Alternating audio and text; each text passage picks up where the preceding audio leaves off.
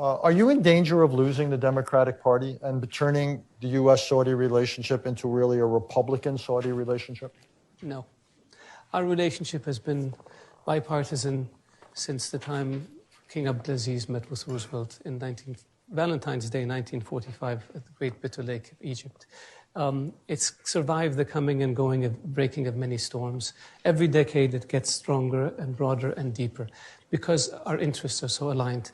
With all due respect to Vice President Biden, is the answer of stopping Saudi Arabia's involvement in Yemen, sending 20,000 American troops to protect the borders of Saudi Arabia and 25% of the world's oil, and the American taxpayer gets to pay for it? Is it in America's interest to have American forces fighting against Iranian-backed militias in Yemen? We're doing it.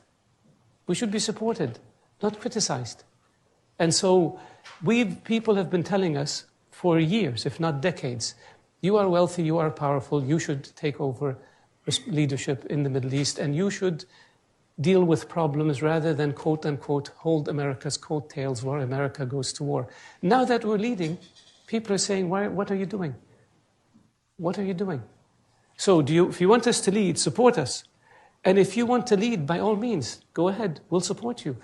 The war in Yemen is a terrible situation that we didn't bring on, that we went in to defend Yemen.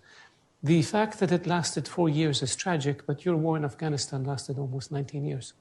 Your war against Al-Qaeda in Syria lasted 5 or 6 years. Wars are messy, and wars take time, and we're not a superpower.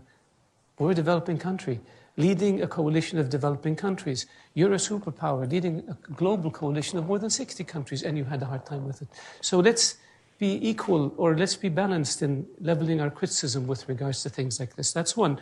With regards to the comment by Elizabeth Warren that our interests are not aligned, absolutely not. We are aligned in terms of containing Iran. We are aligned in terms of stabilizing Iraq. We are aligned in terms of ending the conflict in Syria. We are aligned in terms of pushing back against Hezbollah in Lebanon. We are aligned in terms of trying to bring peace between Israelis and Arabs. We are aligned in terms of supporting Egypt. We are aligned in supporting Sudan. We are aligned in stabilizing the Red Sea region. We are aligned in fighting the G5, the Boko Haram in the G5 countries. We are aligned in trying to stabilize Libya. We are aligned in trying to stabilize Afghanistan. We are aligned in trying to calm the tensions between Pakistan and India. We are aligned in terms of balancing oil markets. We are aligned in terms of balancing financial markets. We are aligned in terms of promoting trade. This is a hugely important relationship that the United States has with very, very few countries. And so for people to use us in terms of campaigns is one thing. I mean, I've been in the US since I was 16.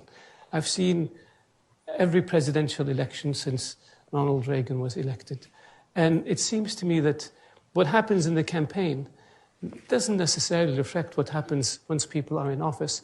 And in campaigns, Prince Bandar used to call it the silly season. So people say lots of things, and you just have to deal with it. But when they come into office and they see the reality of the relationship and the importance of the relationship, then the attitude becomes much more measured.